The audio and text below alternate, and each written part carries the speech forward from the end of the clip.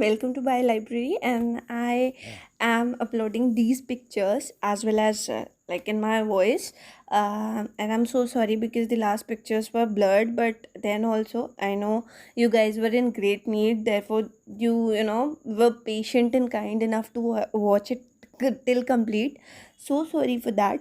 And I am recording it again, and again I'll be presenting some of the formulas for you, which will be definitely useful in your DBT exam. Okay, so let's start with the chemistry formulas. First one is molarity.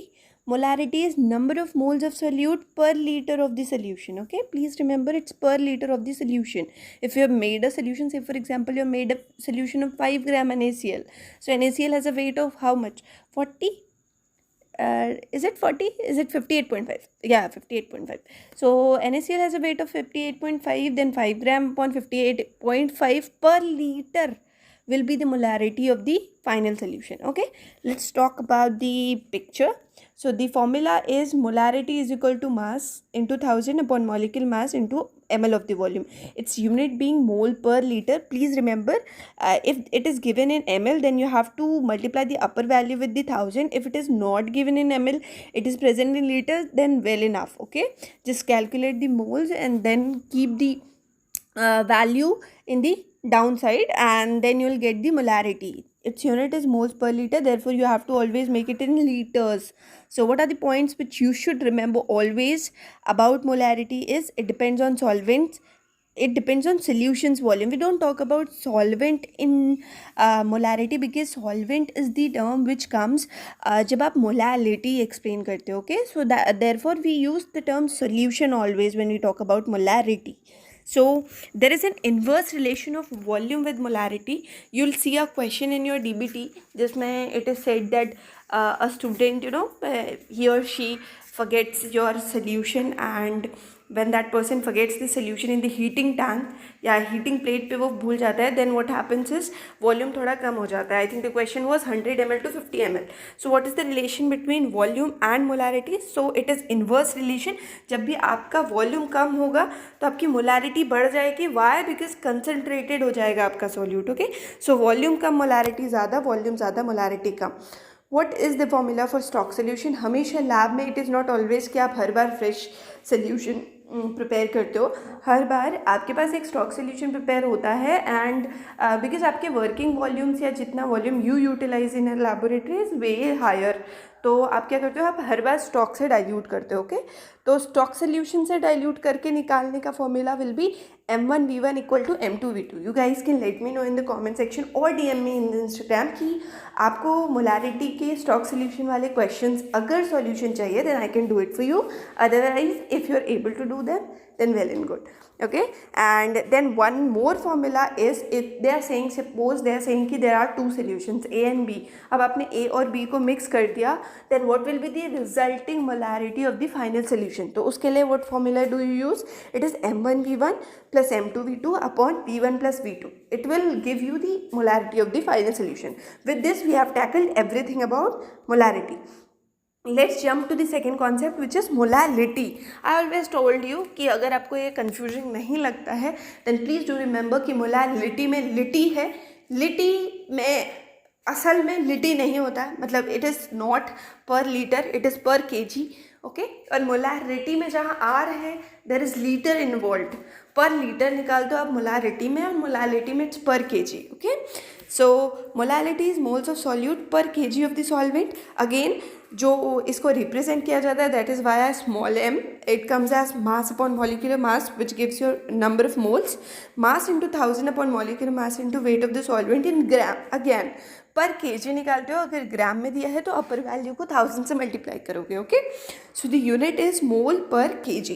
What are the points to remember about molality?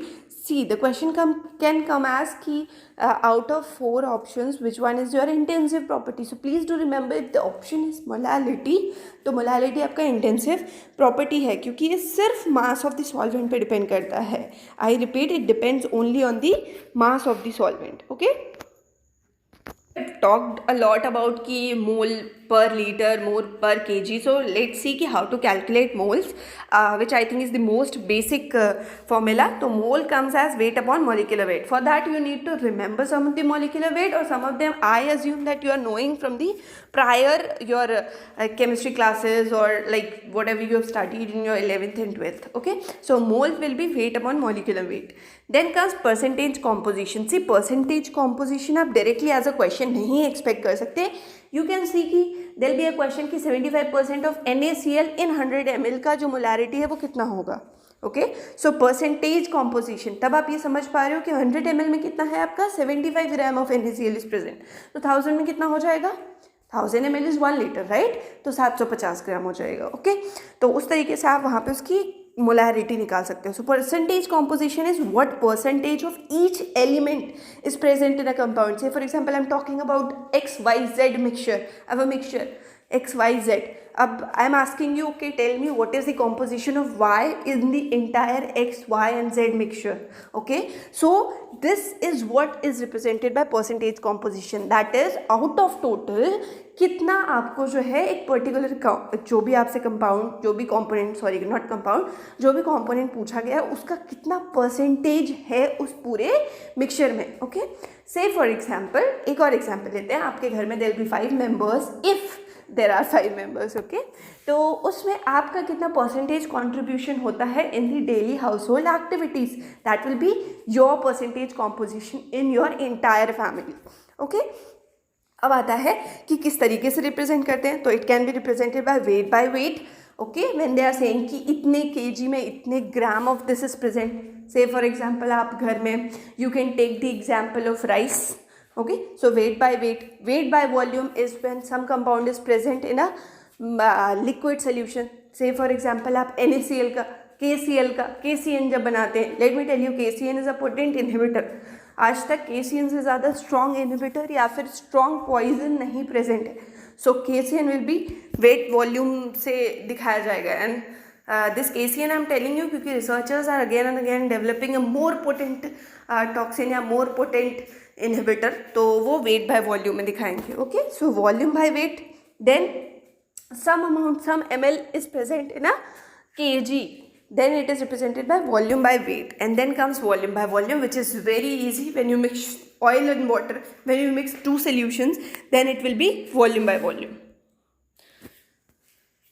Okay, so एक example से समझते हैं what is weight by weight. Okay, if they are saying कि 2% weight by weight KCl is present, that means कि 2 gram KCl is present in entire 100 gram of your KCl का जो solution है जिसमें भी वो मिक्स किया गया है, उसमें उसके 100 ग्राम में 2% KCl यानी कि 2 ग्राम प्रेजेंट है. ओके, तो आपका जिसमें KCl को मिक्सचर किया गया है, कि जिसमें भी KCl का मिक्सचर बनाया गया है, that will be 98 gram and your KCl will be 2 ग्राम.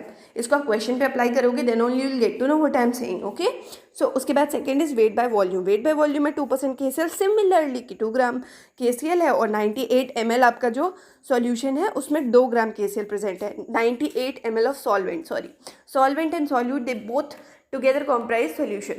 तो 2 ग्राम KCl in 98 ml of solvent. Third one is volume by wait which is 2% nitric acid की अगर बात करें तो 2 ml nitric acid 98 ml of solvent में प्रेजेंट है. Last but not the least volume by volume, again अगर nitric acid या hydrochloric acid की ही बात करते हैं, 2% है 5% है. अगर 5% है तो इनके 5 ml and 95 ml of the solvent कहाँ यूज़ होते हैं? यहाँ in DBT exam you can utilize it in your numericals. अगर आते हैं तो 1 या 2, not more than this frequency, क्योंकि ये ईजी हो जाते हैं. And second they are utilize in your PhD interviews when you are told कि okay fine just form this solution, and आपको बताया जाएगा कितना वॉल्यूम बाय वॉल्यूम बनाना है. ओके, तो आप नेक्स्ट पे मूव करें. नेक्स्ट विल बी, आप इस पेज का स्क्रीनशॉट ले सकते हो आराम से. उसके बाद next is order of reaction and its unit. ये तो एज इट इज आ जाता है, जिस तरीके से आपको सीधा दिया रहेगा कि which one of the unit represents your order third order reaction or first order reaction. So 0 order के लिए it's mole per liter per second, which is independent of the concentration of the substrate. Okay, and first order will be per second. First order का सबसे easy है, which is per second. Second order का mole inverse liter per second. Third order का mole -2, that is square inverse liter square second inverse. Okay, तो ये चारों order जो है आपको वो याद रखने हैं. उसके बाद आता है half life of radio active element. कोई भी एलिमेंट है रेडियो एक्टिव है तो वो कुछ ना कुछ रिमूव कर रहा होगा अपने आप से। एक बार आप देख लेना कि न्यूट्रिनो पार्टिकल्स किस में निकलते हैं, ओके। तो जो एनर्जीज होती है वो किस फॉर्म में रिलीज होती है। सो हाफ लाइफ के फॉर्मूला है जो टी, अगर आपको टाइम पीरियड बताना है तो it will be represented by 0.6931 divided by decay constant. Decay constant को आप दिखाते हो लेमडा से। अगेन जो आपका रेट ऑफ डीके है that is directly proportional to number of undecayed atoms. अब जितने एटम्स बचे हैं, फॉर एग्जांपल आपके पास 100 एटम्स थे, उसमें 50 खत्म हो गए, तो rate will be directly proportional to these 50 जो बचे हुए हैं, ओके। दूसरा फॉर्मूला है n is equal to n naught e की पावर माइनस लेमडा टी। यहाँ से जो बी इक्वेशन है that gives rise to a equation. जो टी है हाफ लाइफ, इसी टी को हम 0.6931 अपॉन डी के कॉन्स्टेंट से रिप्रेजेंट करते हैं। Then there was a question, gray और रेडियंस का, ग्रे और रेड का जो कन्वर्जन था उसका एक क्वेश्चन आया हुआ था। 1 gray is equal to 100 rad, याद रख लेना। Again 1 RPM is equal to 0.10472 radians per second. I don't remember exactly, but I think ये क्वेश्चन कुछ आपके 15 या 16 2015 और 2016 में प्रेजेंट था। तो RPM को आपको डायरेक्ट रेडियंस पर सेकेंड में कन्वर्ट करना था, सेंट्रीफ्यूगेशन की स्पीड दी गई थी। उसके बाद आते हैं हम भाई, थोड़ा सा डायरेक्शन बता देती हूँ आपको कि नॉर्थ साउथ ईस्ट वेस्ट कहाँ होता है। तो यू विल बी टोल्ड कि say for example Sita Gita somebody is walking, तो पहले she goes east then she goes north, then they will be asking you कि उसका जो मेन पॉइंट है सेंटर उससे कितने डिस्टेंस पे प्रेजेंट है। If she goes east and north तो वो हमारे लिए ईजी कर जाती है चीज़ें। If she goes in this direction तो आप इसका ये पोर्शन निकाल लोगे, ओके, ट्राइंगल में। तो पाइथागोरस थ्योरम लगाओगे और आराम से निकल जाएगा। ये हो गया आपके डायरेक्शन, जस्ट राइट दीज। अगर किसी को याद नहीं होता है, otherwise I am assuming east west north south आपको पता है। अब आता है कि सेकंड पोर्शन जनरल एप्टीट्यूड। तीन ही पोर्शन है, केमिस्ट्री के फॉर्मूलेज याद रखने हैं, जनरल एप्टीट्यूड के याद रखने हैं, एंड जो बायोकेमिस्ट्री है माइक्रोबायोलॉजी है उसके याद रखने हैं। तो जनरल एप्टीट्यूड में पहला है वर्क एंड टाइम का, कि वो बोलेगा कि 4 लेबरर्स हैं, दे आर डूइंग इंडिविजुअली, वो इतने इतने दिन में काम करते हैं, तो अगर एक साथ काम करने को दे दो या 4 में से 2 काम करें तो कितने टाइम में करेंगे। तो एक ही फॉर्मूला यूज़ होगा कि जो रेट ऑफ वर्क डन है that is inversely proportional to time. जितने ज़्यादा लोग उतना कम लगेगा, राइट, इतना जल्दी काम होगा, राइट।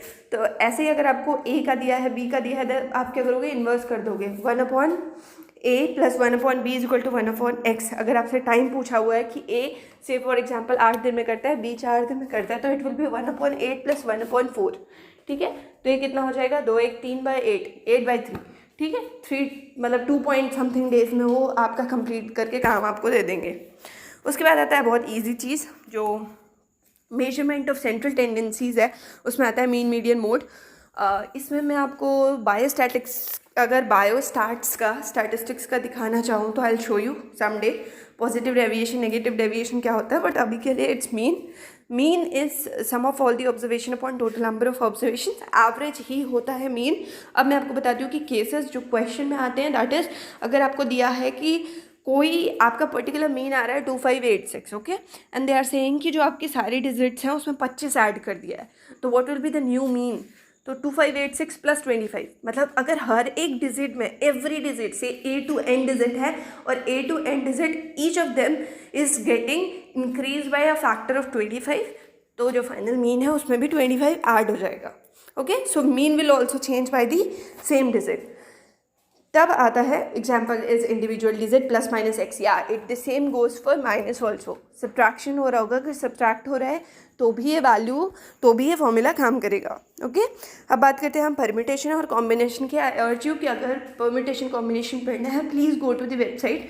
आप यूट्यूब पे या फिर किसी वीडियो से पढ़ो रादर देन कि परम्यूटेशन कॉम्बिनेशन के फॉर्मूलेज याद करने से, क्योंकि आपको एन पता होना चाहिए कि कितने टोटल नंबर ऑफ आउटकम्स आ सकते हैं आउट ऑफ कितना पॉसिबल आपको करना है। तो परम्यूटेशन में मैं आपको थोड़ा सा बता देती हूँ कि अगर आपको अरेंज करना है, ठीक है, 4 कलर की बुक्स हैं, 4 कलर की बुक्स को अगर आपको अरेंज करना है, and somebody is asking you the colours are red blue green and yellow, they are asking you कि इसमें से कितना चांसेस है कि आप येलो बुक्स को अरेंज कर पाओगे, या फिर येलो प्लस ग्रीन बुक्स को अरेंज करोगे। जब आप अरेंज कर रहे हो तब ये 2 बुक्स आएंगी, तो आपको तब परम्यूटेशन करना है, विच इज़ बेसिकली अरेंजमेंट। तो n P r is equal to n factorial upon n minus r factorial. आ चुका है क्वेश्चन, तो एक बार थोड़ा सा कॉन्सेप्ट पढ़ लेना। उसके बाद आता है कॉम्बिनेशन का। When you have to select, say for example अगर क्लास में ही आप रैंडमली आपकी टीचर सेलेक्ट कर दी थी ना, तो जब भी वो सिलेक्ट करती थी, अगर 2 एलिजिबल कैंडिडेट्स को सिलेक्ट कर रही है for monitor for any of the post, जो भी हमारी डेजिग्नेटेड पोस्ट्स होती थी, कॉम्बिनेशन यू सिलेक्ट, ओके।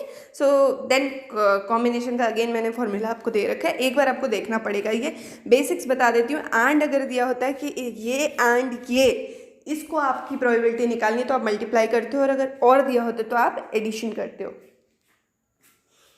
पहले रेनॉल्ड नंबर सीधा पूछा जाता है आपसे, तो ये रेनॉल्ड नंबर की जो फॉर्मूला होता है दैट इज़ d² NP/μ।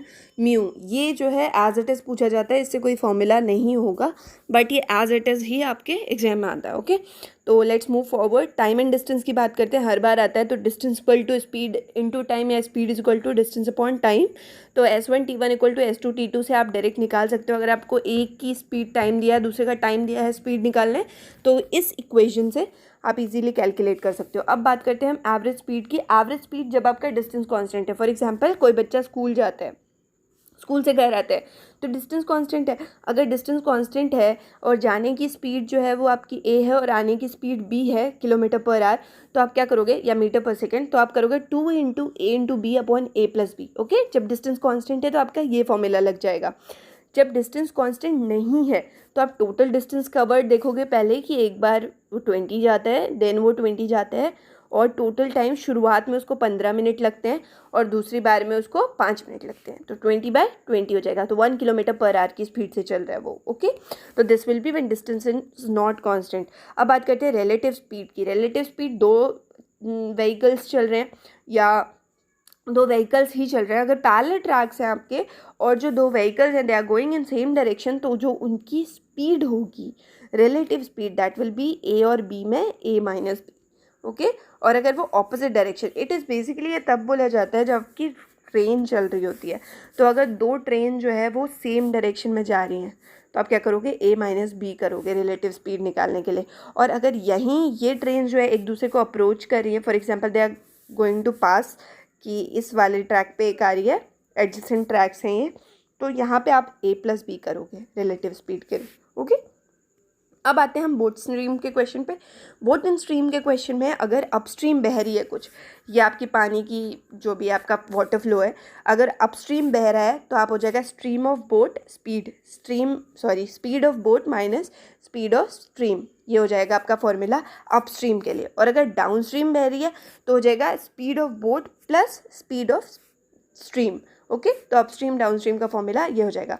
अब आता है एक बहुत important concept but much forbidden, आप बहुत ज़्यादा ध्यान नहीं देते हो, बट एग्जाम में आपको हमेशा यूनिट का ध्यान रखना है। तो conversion of km/h to metre second, it will be done as km/h into 5/18 is equal to metre second. Similarly अगर मीटर/सेकेंड को करना है तो आप इस वैल्यू को इन्वर्स कर दो, 18/5 हो जाएगा, metre second into 18/5 is equal to km/h, okay.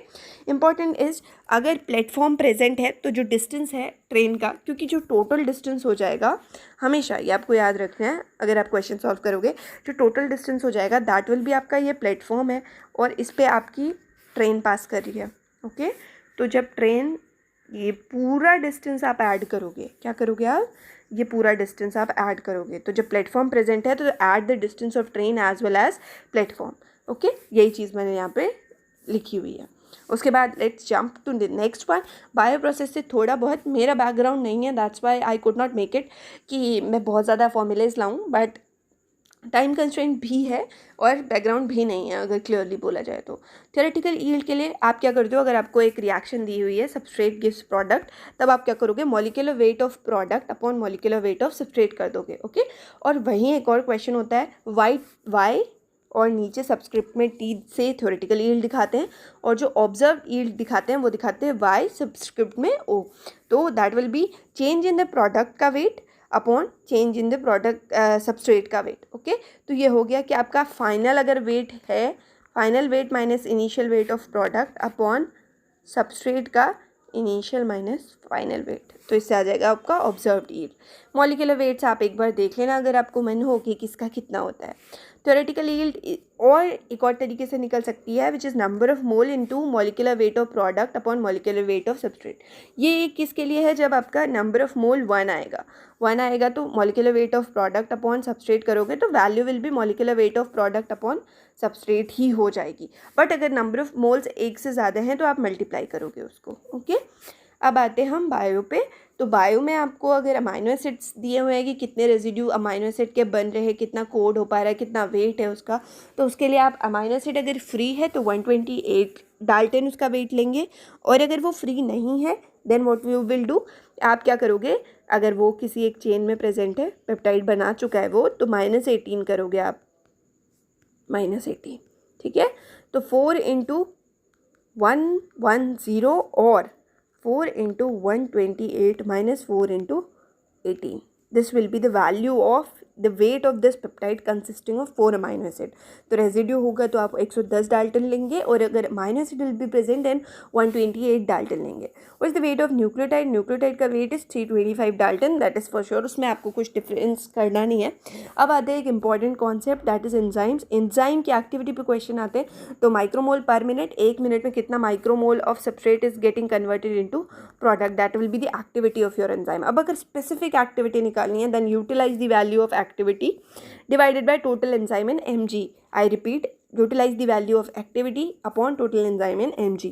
Then comes molecular activity, या फिर उसी को बोलते हैं हम turnover number, that is activity upon total enzyme in micromole. Okay, activity upon total enzyme in micromole. अब एक्टिविटी को आप 2 यूनिट्स में कैलकुलेट कर सकते हो, इंटरनेशनल यूनिट या फिर केटल में। अगर आप इंटरनेशनल यूनिट में निकाल रहे हो that is micromole of substrate converted into product per minute. Okay, और अगर कैटल कर रहे हो तो मॉलिक्यूलर वेट या molecules, not molecular weight, molecules of substrate converted into product per second. अगर आप सेकेंड की बात कर रहे हो then it is katal. Remember, international बड़ा होता है ना, मिनट भी बड़ा होता है, तो इंटरनेशनल यूनिट इज मिनट, पर मिनट कितना कन्वर्जन हुआ है, और जो केटल है दैट इज पर सेकेंड कितना कन्वर्जन हुआ है। अब आते हैं हम जनरेशन टाइम पे। अगेन क्वेश्चन आता है, तो टोटल टाइम जितना दिया है अपॉन नंबर ऑफ जनरेशन, इससे आपके जनरेशन टाइम निकल आता है। n is equal to initial number into 2 की पावर n, यानी कि अब बैक्टीरिया का नंबर कितना हो गया है is equal to initial number into 2 की पावर n। अब ये आपकी नंबर ऑफ जनरेशन निकाल सकते हो 3.3 log n upon n naught से। Okay, 3.3 log n upon n naught से। उसके बाद आता है doubling time. Doubling time is represented by t half. ये भी जैसे आपने रेडियो एक्टिव में हाफ लाइफ पढ़ा था वैसे ही 0.693 upon specific growth rate constant, यानी कि 0.693 अपॉन k से निकलता है। एल एंड टेल की वैल्यू अगर कहीं पे यूज़ करनी होगी तो कितनी होती है, 2.303। अब आता है CFU। एक क्वेश्चन आता है कि आपने कल्चर लगाया था किसी ट्यूब में, now you want to calculate कि इसका कॉलोनी फॉर्मिंग यूनिट कितना है, तो आप स्प्रेड करते हो जब उसको प्लेट पे, तो अगर आपको CFU निकालना है तो CFU के लिए टोटल कॉलोनी कितनी, आपकी टोटल कॉलोनीज कितनी है इनटू डाइल्यूशन फैक्टर क्या था, आपने कितने से डाइल्यूट किया upon amount of sample pick, कितना सैम्पल पिक किया था। मतलब आप बॉटल से, जब भी आप ट्यूब से किसी प्लेट पे करोगे तो थोड़ा अमाउंट तो उठाओगे ना पाइपेट से, तो कितना अमाउंट उठाया था वो आपका नीचे आ जाएगा अमाउंट ऑफ सैम्पल पिक्ड। तो हमेशा जो आपकी CFU की वैल्यू होती है दैट इज़ ऑलवेज कैलकुलेटेड पर ml। अब आप ऐसे भी याद रखो ना कि आप लीटर्स में थोड़ा ना इनॉक्यूलेशन लगाओगे, है ना, आप फर्मेंटेशन थोड़ा ना कर रहे हो, आप यू आर ग्रोइंग बैक्टीरिया। अगर आप बैक्टीरिया ग्रो कर रहे हो फॉर क्लोनिंग पर्पस तो आप ml में ही लगाओगे। तो 6 ml 7 ml 8 ml का लगाती थी मैं तो अगर ml में ही लगा रहे हो आप तो आपकी जो वैल्यू है दैट विल कम इन पर ml। अगर आपको डाइल्यूशन फैक्टर कैलकुलेट करना है, सीधे बता देती हूँ, अगर आपकी जो डाइल्यूशन है यहाँ से एक ही बार आपने डाइल्यूट किया तो आपका dilution factor will be 1, dilution will be inverse of dilution factor, तो 1/1। अगर 2 टाइम डाइल्यूट कर दिया है, यानी कि एक ट्यूब में फर्स्ट ट्यूब में डाला फिर दूसरी ट्यूब में डाला, तो आपका dilution factor will be 10, dilution will be 1/10। Again अगर थर्ड ट्यूब में डाला तो dilution factor will be 100 and dilution will be 1/100। Okay, तो ये वैल्यूज़ आपको कहाँ यूज़ करनी होती है, पीछे फॉर्मूला बताया था ना, यहाँ पे यूज़ करनी होगी डाइल्यूशन फैक्टर। उसके बाद आते हैं आपका PFU, plaque forming unit. Plaque forming unit का मतलब क्या है कि कभी भी आप बैक्टीरियोफाज की जब बात करते हो, है ना, तो फाज आपके बैक्टीरियाज को, इकोलाई को इन्फेक्ट करेगा और वहाँ पे क्लियर स्ट्रक्चर्स दे देगा आपको, विच आर कॉल्ड बहुत लॉन कहते हैं, वेरी गुड, तो लॉन कहते हैं उन्हें। तो अगर आपको ये PFUs निकालने हैं, प्लाक फॉर्मिंग यूनिट्स निकालनी है, तो आप क्या करोगे, सिमिलरली CFU की तरह number of plaque into dilution factor upon sample pick, कितना सैम्पल आपने उठाया था। तो with this I will take your leave, और इतने पे ख़त्म होता है सब कुछ। अगर अभी भी कोई इशू है तो आप डीएम कर सकते हो, कमेंट कर सकते हो, कोई क्वेश्चंस करवाने हैं, कोई चाहते हो कि आपको न्यूमेरिकल्स नहीं आ रहे, तो if I can help I will be happy. And keep subscribing, keep loving the channel, and उससे ज़्यादा keep studying, be curious. And exam आने वाला है, I don't think there is much time, तो थोड़ा सा अपना बेस्ट दे दो, फिर बात की बाद में देखेंगे। Okay, so thank you everybody.